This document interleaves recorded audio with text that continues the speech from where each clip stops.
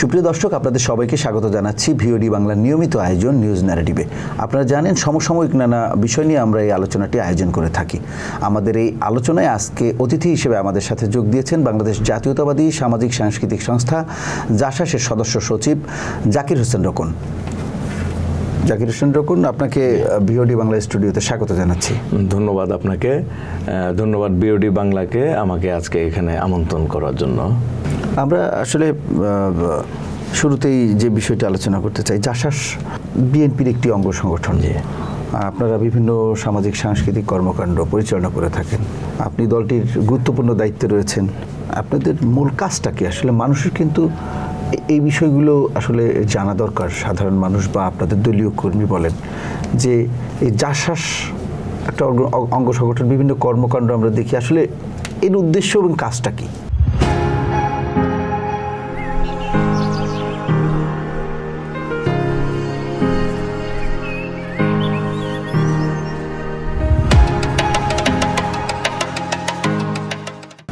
ধন্যবাদ।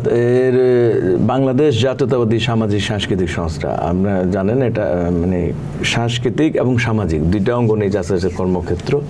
এবং শহীদ রাষ্ট্রপতি জিয়া রহমান যখন এটা তৈরি করেছিলেন তার সেই সুদূর প্রসারী চিন্তাভাবনা থেকে যে কালচারাল এবং সামাজিক দুইটাকে মিশ্রণ করে আপনার এখানে কিন্তু সমাজে অনেক ক্ষেত্রেই কাজ করার সুযোগ আছে।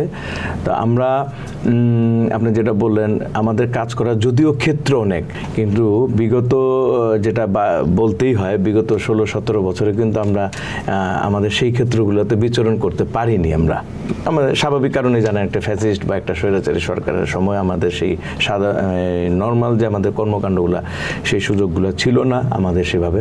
তারপর আমরা চেষ্টা করেছি, আমরা মনে করেন সাংস্কৃতিক অঙ্গনে আমাদের যতটুক কাজ করা যায় ওই সীমাবদ্ধতার মধ্যে থেকেও আমাদের সেই আন্দোলন সংগ্রামে আমাদের অংশগ্রহণ করা এবং পাশাপাশি রাজনীতির মাধ্যমে আমাদের বিভিন্ন জেলা কমিটির মাধ্যমে আমাদের বাংলাদেশে প্রায় 60-62টা জেলাতে আমাদের কমিটি আছে।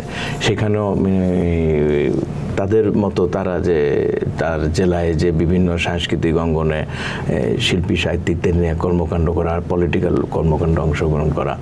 এবং আপনারা জানেন যে আমাদের বিগত দিনগুলোতে জাসাসে আসলে যেভাবে যেরকম ব্যক্তিবর্গের অংশগ্রহণ হওয়া উচিত ছিল, অনেকেই কিন্তু সেই সময়ে সেই সরকারের চোখ রাঙানিতে বা তাদের সেই ব্ল্যাক লিস্ট, মানে আমার মঞ্চে একজন গান গেলে সে কিন্তু আর কোথাও গান গাওয়ার কোনো গান গাওয়া সরকারি প্রতিষ্ঠান তো নাই, বেসরকারিভাবেও তারা সুযোগ পেত না। সেই সীমাবদ্ধতার মধ্যেও কিন্তু আমরা আমাদের কাজ করেছি। এবং বিগত আন্দোলনে দেখবেন জাসাসের শিল্পীদের যে গান, ওই যে দেশটা তোর বা তোমার বাপের কিনা, যেটা আমাদের গানটা ব্যাপক ভাইরাল হয়েছে, পার্শ্ববর্তী রাষ্ট্র, সেটা আমাদেরই জাসাসের আমাদের যুগ্ম আহ্বায়ক ইথুন বাবুর কথা সুরে এবং মৌসুমী। তো এটাও কিন্তু একটা আমাদের সেই আন্দোলন সংগ্রামে একটা বিশাল ভূমিকা। শুধু সেটাই না, আমরা বিভিন্ন রকমের গানের মাধ্যমে, নাটিকার মাধ্যমে আমরা আমাদের অবদান রাখার চেষ্টা করেছি। পাশাপাশি আমাদের রাজনৈতিক অঙ্গনে আমরা যতটুকু কর্মকাণ্ড করা সেটাও চেষ্টা করেছি। জাসাসের মূলত আপনারা এই যে আপনাদের কর্মকাণ্ড বললেন যে 60-62টি জেলায় আপনাদের কমিটি রয়েছে, আপনারা এরকম কোনো উদ্যোগ নিয়েছেন যে 60-62টি জেলায় বিএনপি এবং জিয়া রহমানের যে আদর্শ সেটিকে তুলে ধরার জন্য, মানুষের কাছে পৌঁছে দেওয়ার জন্য?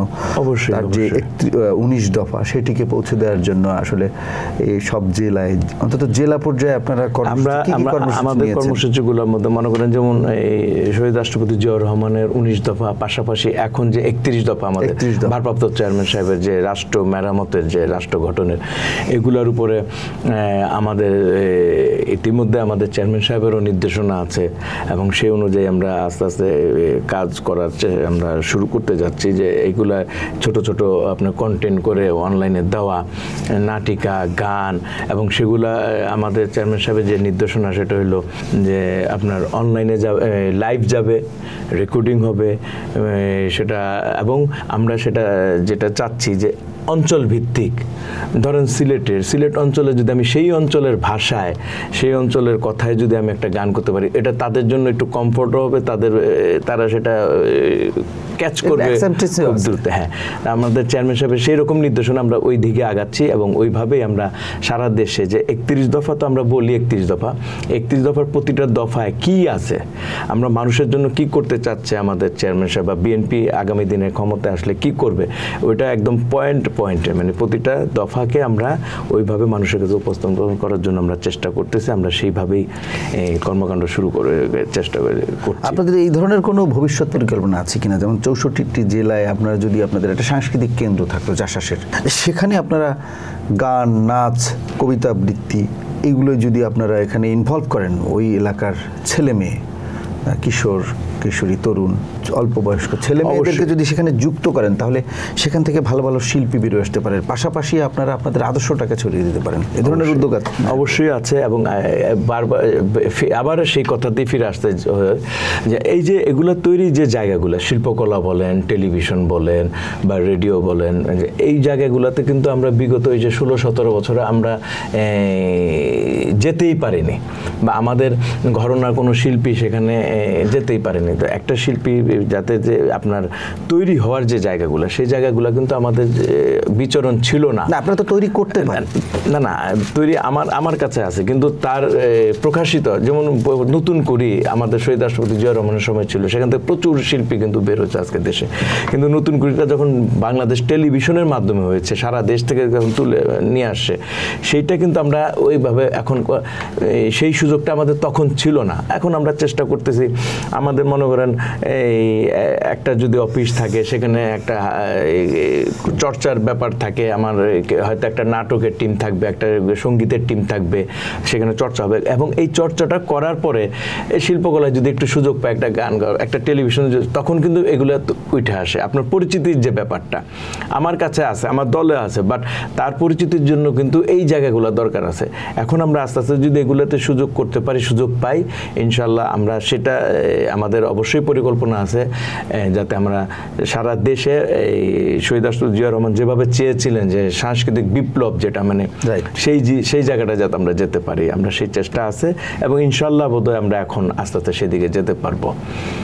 ধন্যবাদ। আসলে আমরা এখন একটু ভিন্ন আলোচনায় আসতে চাই যে প্রশাসনও শুনছি বিভিন্ন মাধ্যমে যে প্রশাসনও সেরকম কোঅপারেট করছে না, পুলিশ সেই আগের অবস্থায় ফিরে আসতে হয়তো আরও সময় লাগবে, ফুললি অ্যাক্টিভ হতে পারছে না। মানে আমরা এটা তো সারা বাংলাদেশে দেখছি, আসলে পুলিশের যে পুলিশ কিছু করছে না বিষয়টি তা না, সবাই তার ডিউটি পালন করছে, কিন্তু আগের মতো যে অ্যাক্টিভলি সরকারকে সহযোগিতা করা এটি কিন্তু হচ্ছে না। এটি কি কারণে মনে হয় আপনার? আসলে আমার তো যেটা মনে হয় যে সরকারের মধ্যে যদি সরকার থাকে, মানে আমরা যে সরকারটাকে বাইরে থেকে দেখছি তার ভিতরেও যদি আরো কিছু থাকে, সেখানে কিন্তু তখন ওই যে সমন্বয়হীনতা হয়ে যায়, তখন আপনার একটা চাওয়া, আমার একটা চাওয়া, আর মানুষের আরেকটা চাওয়া, সেই জিনিসগুলো তখন কিন্তু এলোমেলো হয়ে যায়। এখন কিন্তু সরকার সেদিকেই যাচ্ছে, মানে তারা আমার মনে হয় টোটাল গভর্নমেন্টের মধ্যেই এখন সমন্বয়হীনতা প্রকটভাবে এটা বোধহয় মানুষের চোখে পড়ছে বা হয়ে যাচ্ছে জিনিসগুলা। যাক, ধন্যবাদ। আরেকটি বিষয় আমরা এখন উল্লেখ করতে চাচ্ছি, সেটি হলো যে দেশের বিভিন্ন স্থানে, বিভিন্ন সেক্টরে আমরা, আপনি যে বিষয়টি বললেন যে সমন্বয়হীনতা, এটির সূত্র ধরেই বলছি যে বিভিন্ন সেক্টরে আন্দোলন, দাবি দেওয়া নিয়ে আমরা এর আগে কিন্তু এরকম ব্যাপক আকারে দাবি দেওয়া নিয়ে কাউকে হাজির হতে দেখিনি, বরঞ্চ এই সরকার আসার পরেই, অর্থাৎ 8 আগস্টের এই সরকার সম্ভবত এই সরকার কয় তারিখ শপথ নিয়েছেন? আমার 8 তারিখ, আগস্টের 8 তারিখ শপথ নিয়েছে। তাই সেই 8 তারিখের পর থেকেই দেখছি আমরা নানানভাবে দাবি দেওয়া, মানুষের অধিকার, সব সেক্টরের যার যে অধিকার আছে সেটি নিয়ে রাস্তায় নেমে গেছে। এবং আমরা পাশাপাশি দেখছি যে পুশিন হচ্ছে সীমান্ত দিয়ে আমাদের পার্শ্ববর্তী রাষ্ট্র থেকে, যেটি আসলে পলিটিক্যাল সরকারের আমলে এত ব্যাপকভাবে কখনো আমরা দেখিনি। এই বিষয় নিয়ে কি বলবেন? আসলে মানুষের রাস্তা নামানোর দুইটা বিষয়, মানে প্রথমত হলো বিগত 16-17 বছর কিন্তু মানুষ বিভিন্নভাবে বঞ্চিত। বিভিন্নভাবে বঞ্চিত, তারা কিন্তু কথা বলারই সুযোগ ছিল না, রাস্তায় নামা তো দূরের কথা। হ্যাঁ, সেই দিক থেকে এখন যেহেতু একটু কথা বলা যাচ্ছে, আমাদের স্পেস আছে, তারা চাচ্ছে। তা আবার আরেকটা দিক আছে যে তাদের যে কন্ট্রোল করা, তাদের যে ম্যানেজ করা, সেই ম্যানেজটা বোধহয় এখন সেইভাবে এই সরকার করতে পারছে কি না, এখানেও কিন্তু প্রশ্ন থেকে যায়। একটা পলিটিক্যাল সরকার হলে আপনার প্রশাসন বলেন, জনগণ বলেন, তাদেরকে যেভাবে ম্যানেজ করে, আপনার কিছুদিন আগে আমরা সচিবালয় যেটা দেখলাম, বা ওইটাই আমি বলতে চাচ্ছিলাম যে সচিবালয়ের মতো জায়গার মতো একটা সেন্সিটিভ জায়গা, সেখানে যেভাবে আন্দোলন সংগ্রাম, তো সব ক্ষেত্রে ওই ঘুরে ফিরে কিন্তু একটা কথাই আসে যে একটা পলিটিক্যাল বা একটা জনপ্রতিনিধিত্ব সরকার, নির্বাচিত সরকার যেভাবে সবকিছু ম্যানেজ করতে পারে বা ম্যানেজ করা যায়, এই সরকারের ক্ষেত্রে আমার মনে হয় না সেভাবে তারা সম্ভব বা তারা পারতেছে। আমরাও দেখতে পাচ্ছি তারা কিন্তু সবার তো প্রত্যাশা ছিল ডক্টর ইউনূসের সরকারকে সবাই সহযোগিতা করবে। আপনার কি মনে হচ্ছে না আমরা সহযোগিতা করব? খ্যাতি সম্পন্ন একজন ব্যক্তি, অবশ্যই হ্যাঁ, সবাই সহযোগিতা করবে, কিন্তু সেরকম একটা প্রত্যাশা থেকে তো ওনাকে যদি সহযোগিতা করা না হয়, তাহলে তো আমরা সামনে যে একটি সুন্দর নির্বাচন আয়োজন, সেটি তো সুষ্ঠুভাবে সম্ভব হবে না। আপনার কি মনে হচ্ছে না তাকে সহযোগিতা করা হচ্ছে? অবশ্যই। আমার তো আমরা রাজনৈতিক সমর্থন আছে, রাজনৈতিক দলগুলো আমরা এখন সেই বিএনপি কিন্তু ডে ফার্স্ট একদম প্রথম দিন থেকেই বিএনপি ডক্টর ইউনূসকে যেভাবে একদম আমাদের চেয়ারম্যান সাহেব যেভাবে সকলের উদ্দেশ্যে বলা যে এই সরকার ফেল করলে কিন্তু সারা বাংলাদেশ ফেল করে, মানে আমাদের যে আন্দোলন সংগ্রামের সেটি বিএনপি বলছে, বিএনপি এবং একদম সম্পূর্ণভাবে তাকে সহযোগিতা করা হচ্ছে। কিন্তু আজকে 9 মাস হয়ে গেল, একটি তত্ত্ব আমরা বিগত দিনে দেখছি, একটি তত্ত্বাবধায়ক সরকার একটি নির্বাচন করতে কিন্তু 3 মাসের মধ্যে নির্বাচন করে চলে গেছে। তারা কিছু সংস্কারের কথা বলছে, আমরা সংস্কার কিন্তু ধারাবাহিকতার ব্যাপার, একটা ধারাবাহিক সংস্কারের ব্যাপার। তো সেটা আপনি একদিনে এই বা 16-17 বছরের জঞ্জালকে ঠিকঠাক করতে গেলে আপনার সময় লাগবে। সেটা যে আমরা বারবার যেটা বলতেছে যে নির্বাচন সংক্রান্ত বা যেগুলি অতি গুরুত্বপূর্ণ কিছু সংস্কার করে যদি ইলেকশনের দিকে যান, তারপর নির্বাচিত সরকার আপনার সেই সংস্কারগুলো করবে। কিন্তু আজকে 9 মাস হয়ে গেল, আমরা যেটা এখন বলতেছে যে একটা নির্বাচনী রোডম্যাপ চাই। তো এইভাবে আস্তে আস্তে যদি সে দিকে কর্ণপাত না করে, তাহলে তো সহযোগিতার ব্যাপারটা তো স্বাভাবিকভাবে মানসিক এটা তো ধীরে ধীরে একটু কমে আসছে, স্পষ্ট হয়ে যাচ্ছে। না ঠিক আছে, আমরা আসলে দেখছি যে 5 আগস্টের পর থেকে বিএনপির নীতি নির্ধারক, বিএনপির যিনি ভারপ্রাপ্ত চেয়ারম্যান রয়েছেন, তিনি কঠোর নির্দেশনা দিয়েছেন নেতাকর্মীদের। তিনি এটা নিয়ন্ত্রণের চেষ্টাও করেছেন, আমরা দেখেছি যে দলের নেতাকর্মীরা যাতে বেপরোয়া না হয়ে যায়। সেক্ষেত্রে কি আপনার দল পুরোপুরি আপনার দলের যে অসঙ্গতি সেটা দূর করতে পেরেছে? দলের যে নানান জায়গায় আপনার দলের ভেতরে অভিযোগ, দুর্নীতির অভিযোগ কিংবা চাঁদাবাজির অভিযোগ কিংবা দখলের অভিযোগ, এগুলো কি নিরসন করতে পারছে আপনার দল, কি মনে হয়? আপনার মানে যেহেতু আপনারা একটা পরিবর্তনের অঙ্গীকার নিয়ে আসছেন, আপনি জানেন যে দুর্নীতি তো বিএনপির প্রশ্নই আসে না, কারণ বিএনপি তো আর এখন দুর্নীতি বলতে ওইটা না, দুর্নীতি বলতে এখন তো স্থানীয় একটা প্রচ্ছন্ন প্রশাসন, হ্যাঁ না আমি সেটাই বাইরে একটা প্রশাসন, সেদিকেই যাচ্ছি যে আপনি জানেন যে আমাদের বিএনপি কিন্তু একটা বৃহৎ দল বাংলাদেশে, এবং আপনি 5 তারিখের পর আমাদের ভারপ্রাপ্ত চেয়ারম্যান সাহেব জনাব তারেক রহমান সাহেব যেভাবে দলকে মেসেজ দিয়েছেন, যেভাবে কন্ট্রোল করার চেষ্টা করেছেন, হয়তো বিচ্ছিন্ন 2-1টি ঘটনা ছাড়া আমার মনে হয় না বিএনপির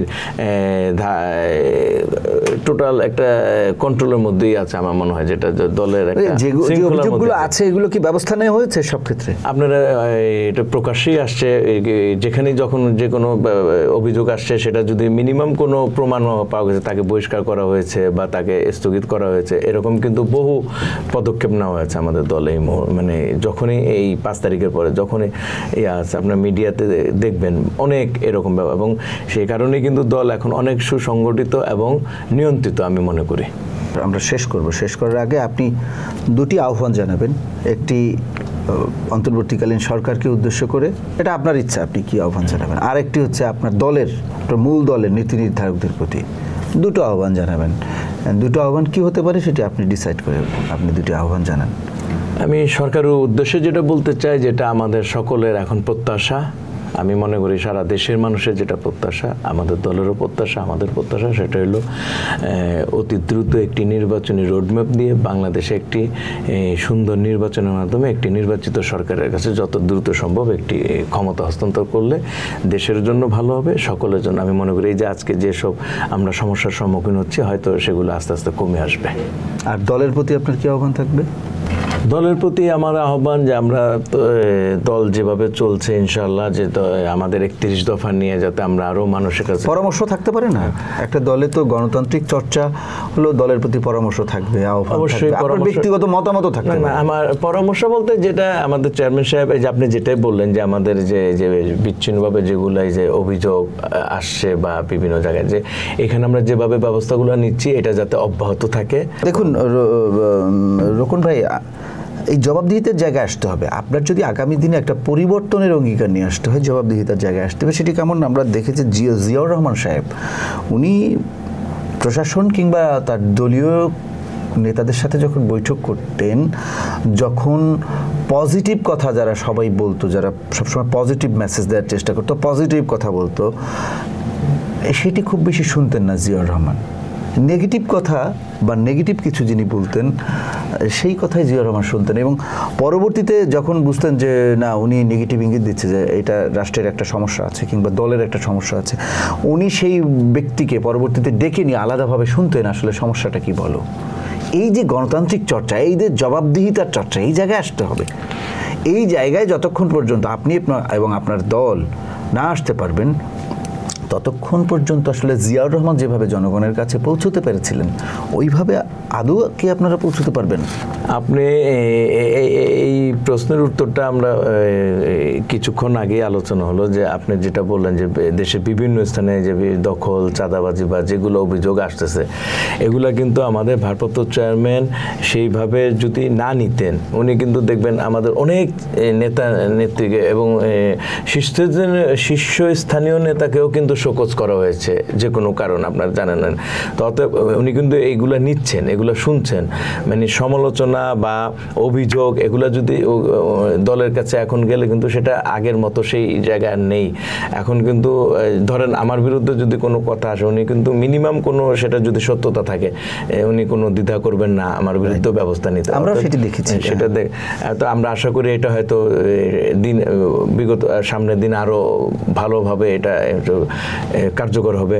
এবং বিএনপি যদি আগামী দিনে ক্ষমতা আসে, যেটা চেয়ারম্যান সাহেব বলছেন, বা আমরাও মনে করি যে নিশ্চয়ই নতুন কিছু আমরা দেখতে পাবো, এবং সেই পুরনো দিনের পুরনো শাসন ব্যবস্থা, সেটার থেকে অবশ্যই বিএনপি নতুন কিছু মানুষকে দেওয়ার চেষ্টা করবে। নিশ্চয়ই আমরাও সেটি প্রত্যাশা করি। জাকির হোসেন রোকন, আপনাকে অসংখ্য ধন্যবাদ। আপনি আপনার মূল্যবান সময় আমাদেরকে দিয়ে আমাদের স্টুডিওতে এসে দর্শকদের উদ্দেশ্যে অনেক মূল্যবান বক্তব্য রেখেছেন, এজন্য আপনাকে অসংখ্য ধন্যবাদ। আপনাকেও ধন্যবাদ, এবং বিওডি বাংলাকে আবারও ধন্যবাদ জানাচ্ছি আমাকে এখানে আমন্ত্রণ জানানোর জন্য।